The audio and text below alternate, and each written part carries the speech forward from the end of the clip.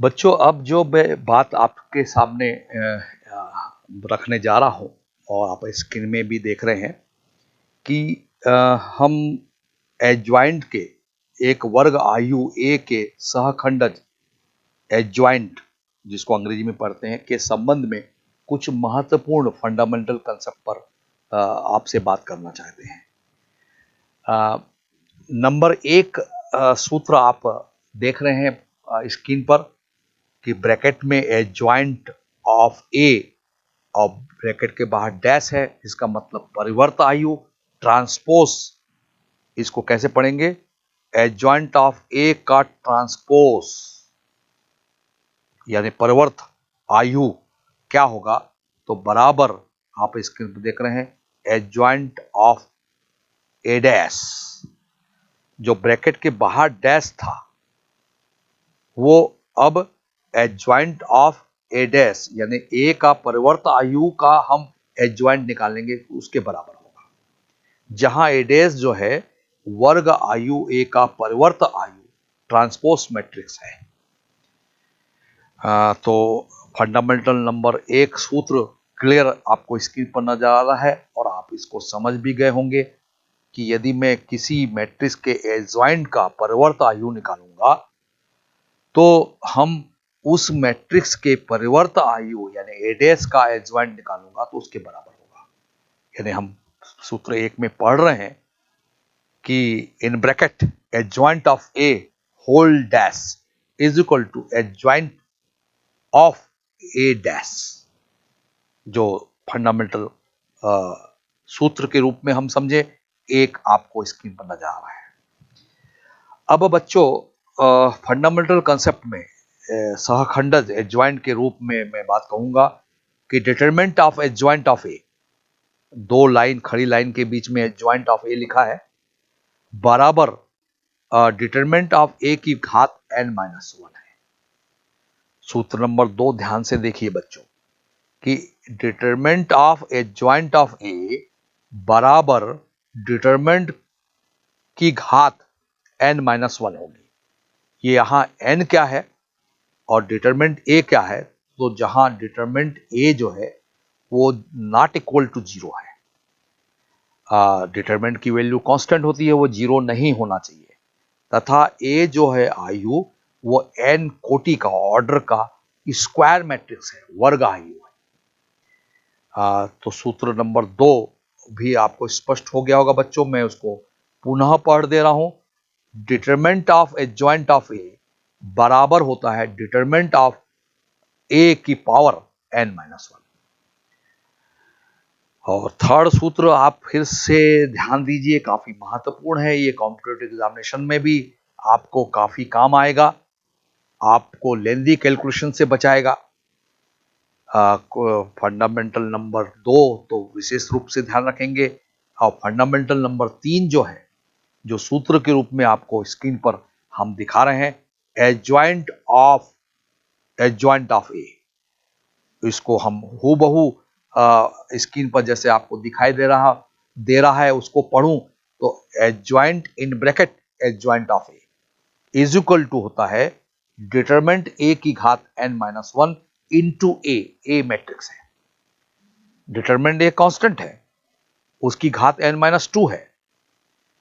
जहां determinant A is not equal to 0 है और ए जो है वो n कोटि का ऑर्डर का स्क्वायर मैट्रिक्स है, वर्ग आयु है। ये आप ध्यान रखेंगे तीसरे सूत्र में भी। तीसरे सूत्र को पुनः मैं स्क्रीन पर दिखाते हुए आपको समझा रहा हूं।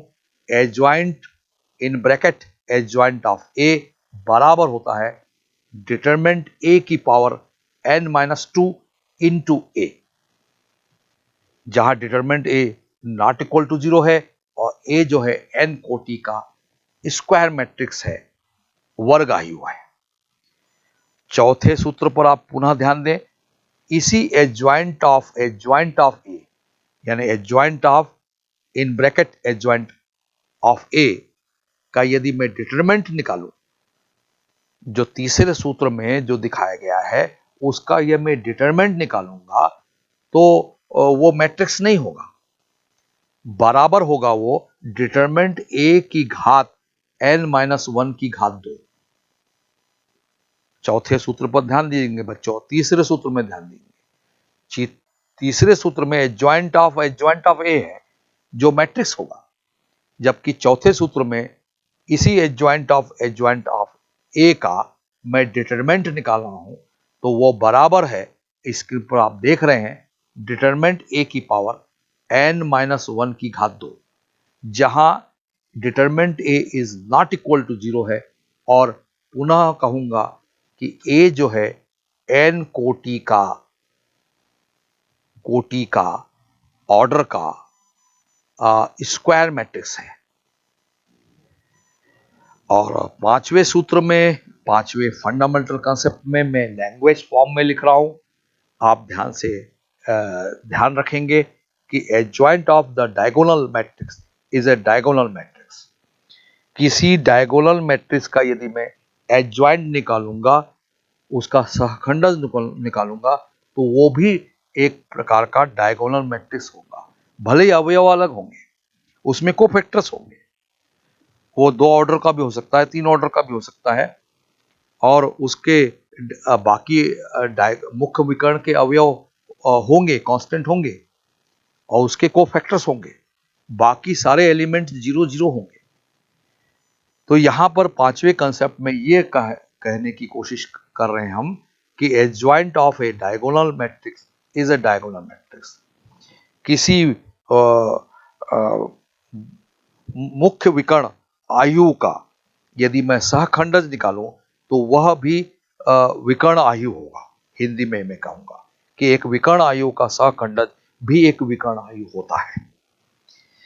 छठवें कंसेप्ट में आप ध्यान रखेंगे, जिसका उपयोग हम प्रश्नों में बहुत कर रहे हैं, आप प्रश्न भी देख रहे हैं। तो adjoint of A in bracket A D J of A लिखा हूं मैं, इनटू ए बराबर होता है A into in bracket adjoint of A is equal to होता है डिटरमिनेंट ए इंटू आई, जहां determinant A not equal to 0 है। और पुनः कहूंगा कि ए जो है n कोटि का ऑर्डर का स्क्वायर मैट्रिक्स है। ये सूत्र, छठवां सूत्र भी बहुत इंपॉर्टेंट है। फिर से आप ध्यान पर देखें, इस स्क्रीन पर ध्यान से देखें, ब्रैकेट में एडजॉइंट ऑफ ए इंटू ए बराबर ए इंटू, उल्टा कर दिया जाए, इन ब्रैकेट एडजॉइंट ऑफ ए बराबर होता है डिटरमिनेंट ए इंटू आई। उक्त 6 जो महत्वपूर्ण तत्व को आप विशेष रूप से समझें और ध्यान में रखें, जो जेई जैसी प्रतियोगी परीक्षा में बहुत उपयोगी होगा, और बोर्ड के सवालों को भी जो लेंथी प्रोसेस से बन सकते हैं, वो आपको टाइम मैनेजमेंट के लिए उपयोगी होगा। जैसे कि प्रश्न नंबर 6 में आप ध्यान से देखिए कि प्रश्न नंबर 6 में हमने आपको पूछा जा रहा है adjoint of A, adjoint in bracket adjoint of A. तो ए क्वेश्चन नंबर 6 में आपको ये जो 6 महत्वपूर्ण तथ्य हमने बताए, उसमें से जो फार्मूला है वो आपको स्पष्ट नजर आ रहा है कि adjoint formula number 3, fundamental concept number 3 इस क्वेश्चन नंबर 6 में उपयोग में हम ला रहे हैं। इसमें आपको बड़ा कैलकुलेशन नहीं करना पड़ रहा है, अदरवाइज आपको 9 कोफैक्टर्स करना पड़ता। एडजॉइंट ऑफ ए के 9 कोफैक्टर्स करना पड़ता, क्योंकि वो 3 ऑर्डर का मैट्रिक्स है क्वेश्चन नंबर 6 में। और आपको फिर उस 9 कोफैक्टर के फिर से एक एडजॉइंट ऑफ ए मिलता, उसके 9 कोफैक्टर करना पड़ता। इस तरह से आपको 18 9 कोफैक्टर्स आपको ज्ञात करने होंगे। तो यहां ध्यान दे रहे होंगे आप कि समीकरण नंबर 2 का formula adjoint of A is equal to होता है डिटरमिनेंट ए की पावर n-2 इंटू ए के उपयोग से एडजॉइंट ए ज्ञात करने की आवश्यकता नहीं पड़ी। और आप साथ साथ ये भी देख रहे होंगे कि ऊपर से एडजॉइंट ऑफ ए ज्ञात करने में हमें काफी लंबा कैलकुलेशन करना पड़ता। तो इस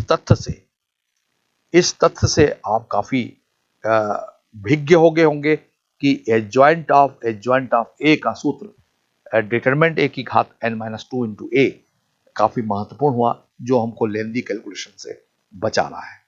इसी तरह से डिटरमिनेंट ऑफ ए बराबर जो तथ्य नंबर 2 है, सूत्र नंबर 2 है, जो आपको 6 सूत्र मैंने ऊपर बताए, उसमें डिटरमिनेंट एडजॉइंट ऑफ ए की पावर n-1 के प्रमाण को, उसके प्रूफ को हम प्रश्न नंबर 7 में समझने की कोशिश करेंगे। तो बच्चों, ये जो तथ्य है, जो फंडामेंटल कॉन्सेप्ट है कि determinant A is equal to determinant of A adjoint of A, determinant of adjoint of A is equal to determinant A की पावर n-1 है, जहां determinant A is not equal to 0 है और ए जो है n कोटि का ऑर्डर का वर्ग आयु है, स्क्वायर मैट्रिक्स है। इसको हम प्रश्न नंबर 7 में समझने का प्रयास करते हैं। इसके प्रमाण को हम क्वेश्चन नंबर 7 के जरिए प्रूफ करके देखेंगे। तो आपको ये सीधे कैसे आया, किस प्रकार की मालूमात इसमें रखी गई है, उसको आप क्वेश्चन नंबर 7 में देख रहे हैं। क्वेश्चन नंबर 6 भी सहखंडज एडजॉइंट पर आधारित प्रश्न है बच्चों। इस प्रश्न में का रूप आप देख रहे हैं क्वेश्चन नंबर 6। यदि a बराबर रो 1 में -3 4 है, रो 2 में 2 -3 4 है और रो 3 में 0 -1 1 है, यानी a बराबर रो 1 में 3 -3 4, रो 2 में के अवयव है 2 ऋण 3 4 और रो 3 में 0 ऋण 1 1 है। तो एडजॉइंट ऑफ ए ज्ञात कीजिए। एडीजे आप स्क्रीन पर देख रहे हैं, इन ब्रैकेट एडजॉइंट ऑफ ए, यानी एडजॉइंट का एडजॉइंट हमें ज्ञात करना है। ये भी मूलभूत सिद्धांत में, फंडामेंटल कॉन्सेप्ट में आपको इसका सूत्र बताया गया है। उस सूत्र का इस्तेमाल करने से इसका कैलकुलेशन आसान होगा। बच्चों, अब हम आपको पहले ही बता चुके हैं, हम इस वीडियो में मैक्सिमम ये कोशिश कर रहे हैं कि आपको डिफरेंट वैरायटी वाले क्वेश्चंस को कराया जाए। एक प्रकार का एक ही प्रश्न रहे ताकि आपको ज़्यादा से ज़्यादा फायदा हो। तो मैं एक प्रश्न क्वेश्चन नंबर 6 करने जा रहा हूँ। क्वेश्चन नंबर 6 की खासियत ये है कि आपको एक मैट्रिक्स दिया है, वो 3x3 ऑर्डर का है, वो मैं यहाँ लिख दे रहा हूँ। a इज इक्वल टू आपको एक मैट्रिक्स दिया है, वो है 3 -3 4 और 2 -3 4। इसके अलावा और एलिमेंट है 0 -1 1। ये 3x3 ऑर्डर का, कोटि का, क्रम का एक आयु है, मैट्रिक्स है। और प्रश्न ये कह रहा है कि adjoint of A, double adjoint of A calculate करने कह रहा है। अभी आपने देखा था कि एडजॉइंट ऑफ ए इंटू ए की वैल्यू निकालनी थी, जिसको हमने डिटरमिनेंट ए, आपने अभी इसके पहले क्वेश्चन नंबर 5 में देखा कि एडजॉइंट ऑफ ए का यदि हम उसी मैट्रिक्स से मल्टीप्लाई कर दे तो वो डिटरमिनेंट ए इंटू आई होता है। ये एक नया फार्मूला हुआ, नया तर्क हुआ बच्चों, कि इसमें ए का डबल एडजॉइंट निकालने की बात कही गई है। तो निश्चित रूप से हमें इसका फार्मूला मालूम होना चाहिए। आपको ये मालूम होना चाहिए कि हम जानते हैं, एग्ज़ाम में आप लिखेंगे हम जानते हैं, बोर्ड में यदि ये सवाल पूछा गया तो हम जानते हैं कि, क्या जानते हैं कि एडजॉइंट ऑफ ए होता है डिटरमेंट ए की पावर n-2 घात में होगा इनटू ए। ये फार्मूला नंबर 2 आप ध्यान रखेंगे।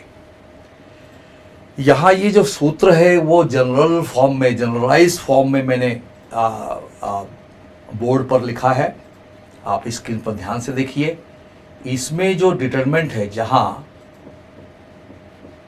डिटरमेंट ए जो है वो 0 नहीं है, और साथ ही साथ डिटरमेंट ए जो है, ए मैट्रिक्स जो है n कोटि का, n ऑर्डर का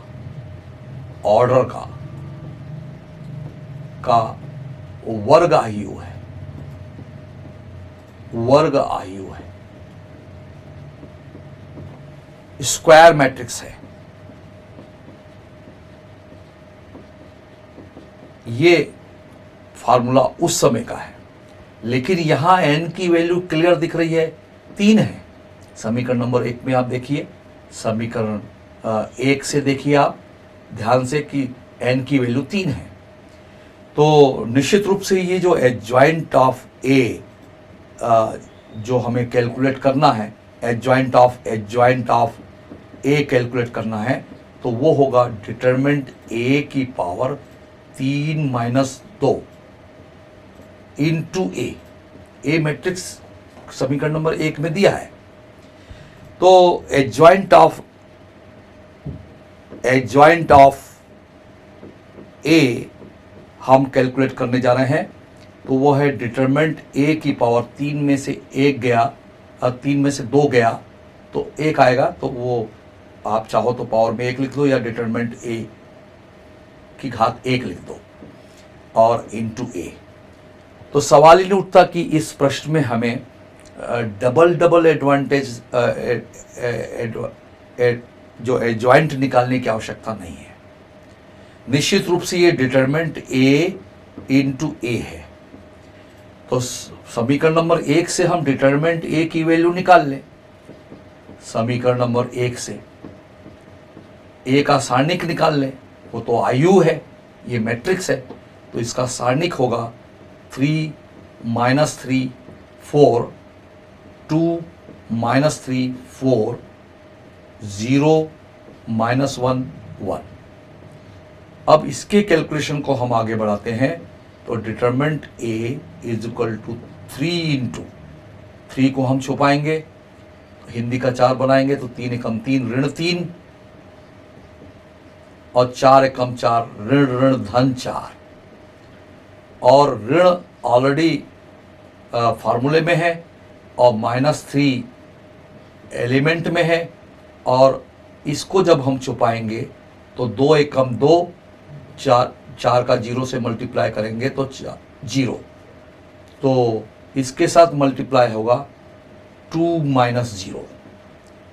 फिर से देख लीजिए, 2 एकम 2 -4 का 0 से मल्टीप्लाई करेंगे 0, 2 - 0 और प्लस 4 फर्स्ट रो का आखिरी एलिमेंट 4, ये 4 है, इसको यदि हम छुपाएंगे तो 2 एकम 2 ऋण 2,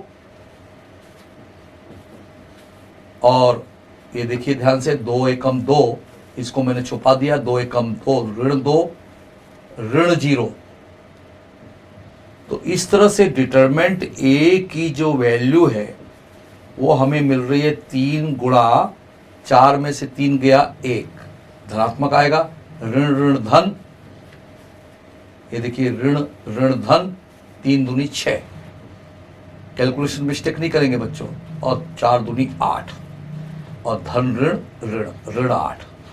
तो डिटरमेंट ए की जो वैल्यू है वो हमें मिल रही है 3 + 6 - 8, यानी 9, 6 और 3 9, धनात्मक संख्या को जोड़ लीजिए, 9 - 8 यानी ये वैल्यू 1 मिली। इसलिए हम कहेंगे कि डिटरमिनेंट ए की जो वैल्यू है वो 1 है, इसको हम समीकरण नंबर 3 कह दें। समीकरण नंबर 3 और जो रिजल्ट मिल रहा है वो आप इसको 4 कह दें, और इस समीकरण नंबर 4 में हम डिटरमिनेंट ए की वैल्यू रख देंगे तो हमें एडजॉइंट ऑफ ए की जो वैल्यू है वो क्या मिल रही है, 1 इंटू ए मिल रही है। समीकरण नंबर 4 में हम समीकरण नंबर 3 से प्राप्त डिटरमिनेंट की वैल्यू 1 रख रहे हैं, तो ये रिजल्ट है ए। तो इसका मतलब ये हुआ कि फाइनल रिजल्ट बच्चों आप देखने जा रहे हैं कि adjoint of A is equal to A है, और ए यानी समीकरण नंबर 1 पर आप ध्यान दीजिए, उसी की नकल करेंगे, वही उसका आंसर होगा।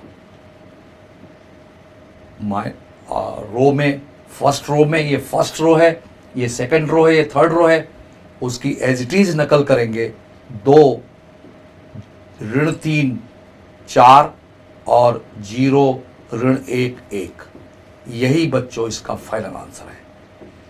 इस फॉर्मूले के उपयोग से आप एडजॉइंट ऑफ ए निकालते तो 9 कोफैक्टर निकालना पड़ता 1 के लिए, फिर जो एडजॉइंट मिलता उसके 9 कोफैक्टर निकालते, तब जाके डबल एडजॉइंट सहखंडज, जिसको हिंदी में कहते हैं, मिलता, जो काफ़ी लंबा कैलकुलेशन होता।